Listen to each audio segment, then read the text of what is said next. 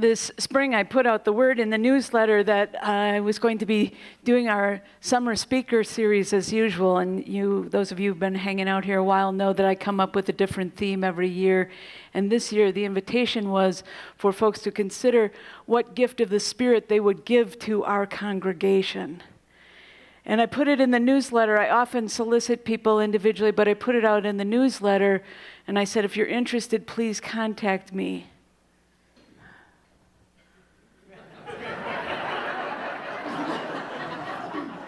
So thank you.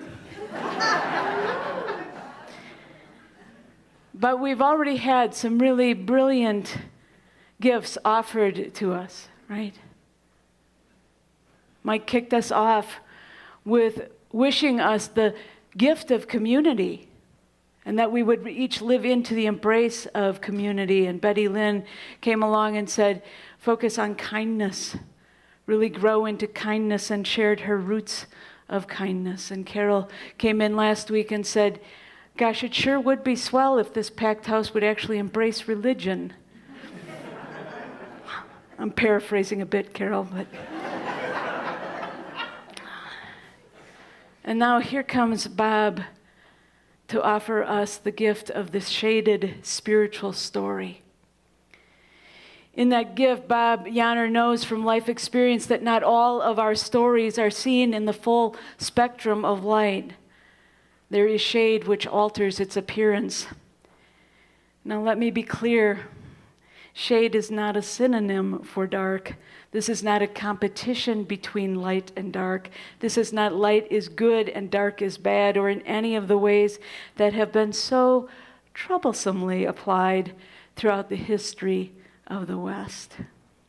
And I mean the West of this country, and I mean the West in the world. Shade is good. It is a very welcome gift. Who can doubt it when we find ourselves in full sun at this altitude? And in art, shading reminds us that life is three-dimensional. Shading helps us understand the distance between things and the texture and shape of things. It also offers us an emotional feel. In short, shading actually makes things real to us. Shading illuminates the real for us even when we would rather not see it. Shading appears in our stories when we tell them. The facts do remain the same, as Bob pointed out, where we were born, the people who raised us, our educational path, our occupation, the family we've built, all of the things. But in the retelling, as we are meeting each other throughout our lives, different things arise and are emphasized. We may want to argue that our stories should be the same. But how could they possibly be? We are always changing. I have always loved how T.S. Eliot put it, quote, we die to each other daily, he said. What we know of other people is only our memory of the moments during which we knew them. And they have changed since then. To pretend that they are and we are the same is a useful and convenient social convention which must sometime be broken. We must also remember that at every meeting, we are meeting a stranger. See, we are always changing and growing, and sometimes it is in response to a new circumstance, a change in community, and sometimes it is in the internal shifts that happen from experiences we integrate over time. We are made new, and so are our stories. And so as Bob told us, and I wondered if you really caught this line, our life stories grow with us. And the telling of those stories is how they reveal their truths. Our life stories grow with us, and the telling of those stories is how they reveal their truths. See, telling our stories is important. Not just the highlights, the stuff we love to be prominent in the light, but the pieces, the sides that offer the texture, the emotion, the shape, the shade that keeps evolving and providing definition. That's hard. Yet it's important to note that Bob's gift wasn't just about the shaded story, it was the shaded spiritual story. To understand that part, I turn to Brene Brown's helpful definition.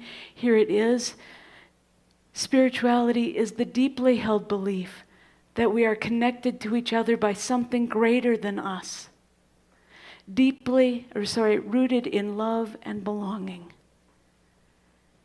Rooted in love and belonging. See, the shaded spiritual story then is one that recognizes and reflects that we change over time, and even with those changes, we remain connected by something which roots us in love and belonging. Some of us call that God, some of us call that love, some of us call it universe or goddess or gods or nature or the mystery or the sacred.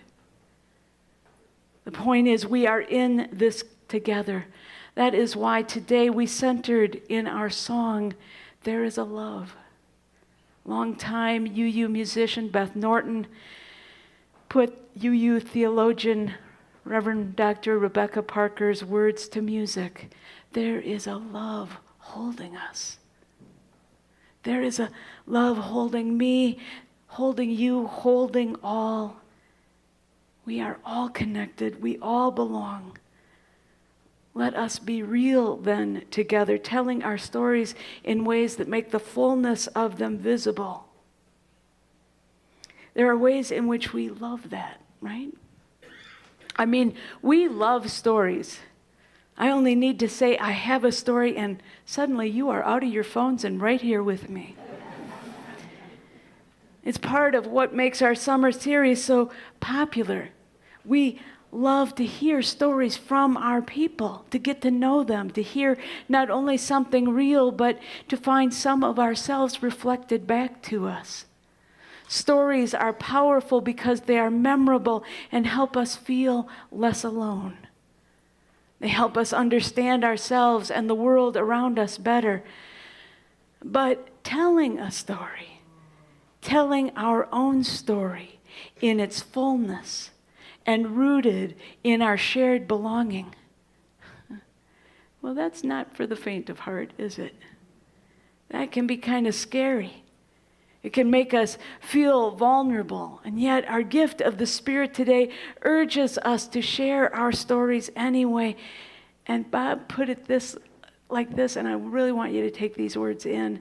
Stories are powerful, and nothing with power is risk-free. You want to say that one with me? Stories are powerful, and nothing with power is risk-free. So yes, it can be risky to share a story, and yet there can be great consequence in not sharing our stories. I've been thinking about this a lot lately, thinking about the role stories have played in my life, about the stories that I've told. One of the stories some of those stories, I should say, could be aptly described as a repeated narrative. You see, one of the stories I've told, I used to tell a lot in my life, is that in the days just prior to leaving for law school, again, I would be flying solo to a place I'd never been. My dad interrupted my packing and said, "You know, you don't have to go." And I'm sure I looked at him like he had 4 heads. What? You don't have to do this, he said.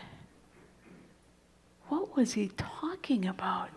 This was my dad, not my mom, who erred on the side of clingy and possessive. This was my dad. "Dad, I'm going to law school." "I know," he said, "I know, but you don't have to. There are other things you could do and still be in the legal field. You could be a legal secretary." You have no idea how funny that actually would be. Or a paralegal. I'm telling you, my ears were pounding with the blood of the purple rage that flowed within me. I would not have called my father a feminist, but he and my mother had a largely egalitarian relationship, and more than that, he had always been my champion. I was crushed. My anger was only a cover for how desperately hurt I felt. It was clear my dad didn't think I could do it. That became a part of my story, very shaded. And while it was occasionally motivating, it was also regularly undermining. If even my dad didn't think I could do it. So years later, I asked him, why would you say such a thing, Dad? Why would you have said that to me on my way out the door? Why didn't you believe in me? He looked both shocked and pained. I always believed in you, he said. Then why? Why did you say that to me? Because, he said, because you know I didn't know anything about going to college, let alone law school. The only thing I knew was that it was really, really hard. I thought I should say something to you to let you know I was proud of you no matter what.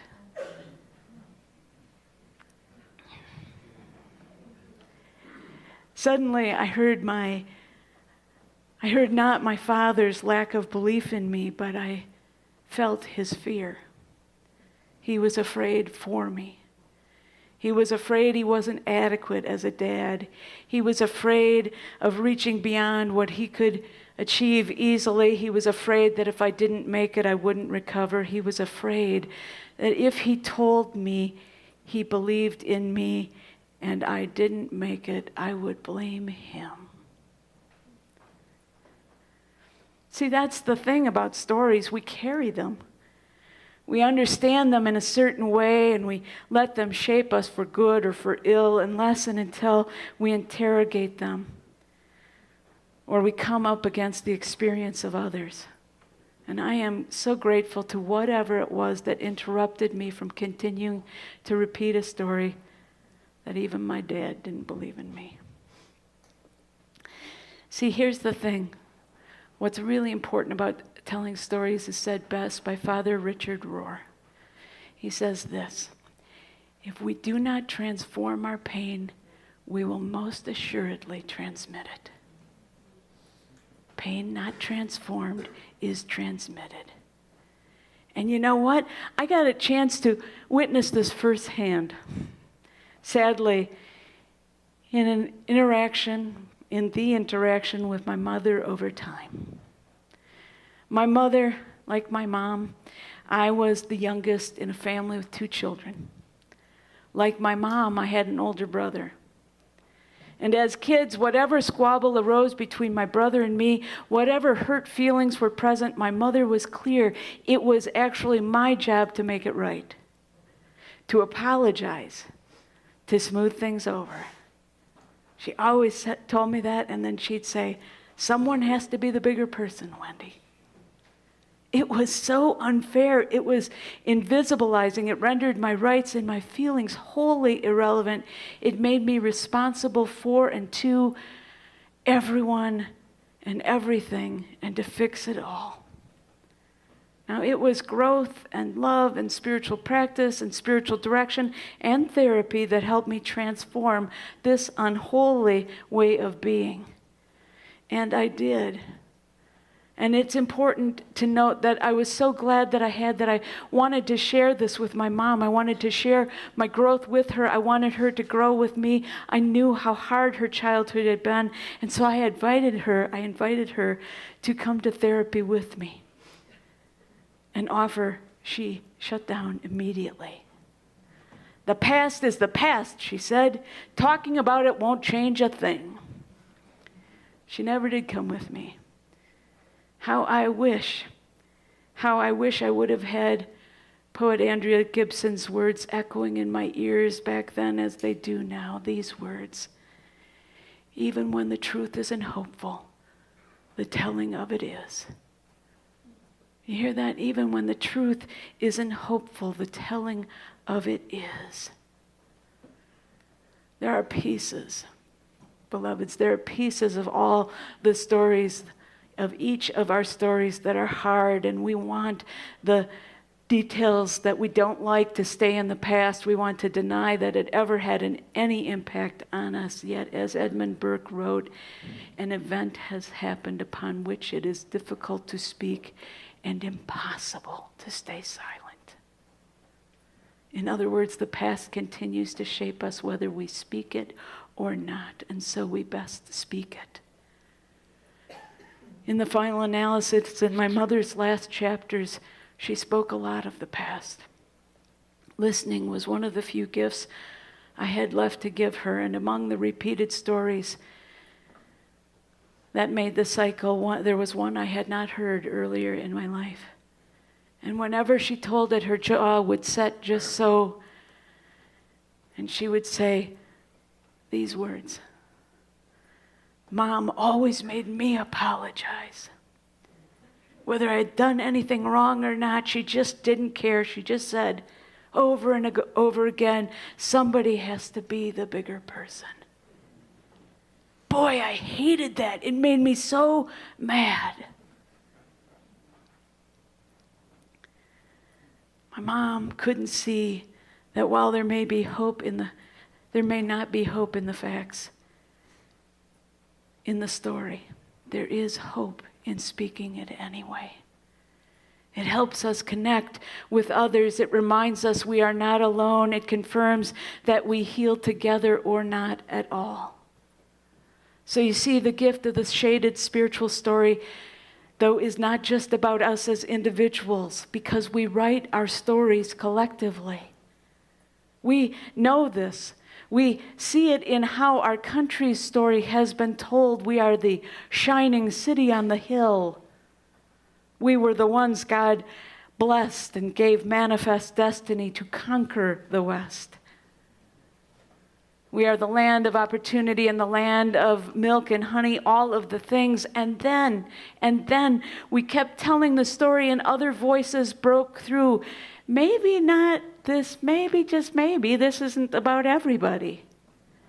Maybe this isn't uniformly accepted today, and yet there is in these years finally a call for our nation to speak the fullness of its own story, not as exceptional only, not as only the part that has been prominent and in the light, but the pieces that are connected to something greater that holds each and all in love and belonging, to hold the both and of it all. As a nation, we were a wild experiment in democracy. So fabulous, and yet we didn't count all the voices. We did offer hope for freedom to others, and we were relentless in denying it to entire classes of people here. There were events that happened upon which it is difficult to speak, and it should be impossible to be silent. This is a time, as a nation, we are invited to claim our own shared, shaded, spiritual story. And this fall, my friends, this fall we will choose a new name. And as we do so, we are invited to tell our congregational shaded spiritual story. We wanted to be a presence in Jefferson County, and we were a part of white flight out of the city. There is such a both-andedness to our story, too, and our racial justice team is working on that story and will be offering it to us in the near future. I hope you will each take a chance to read it. Because these things, these values, this openness to all, wholeheartedness, compassion, joy, integrity, equity, and inclusion, they call us to nurture this religious community in which we deepen spiritually, connect authentically, serve respectfully, love radically. That is all a part of our forward-looking story, how great it is. But let us tell the light and the shadedness, the fullness of our story as we live into whatever our next name will be. May we have the courage to do so. May we remember that there is power in story, there is power in story. May it be so. Amen.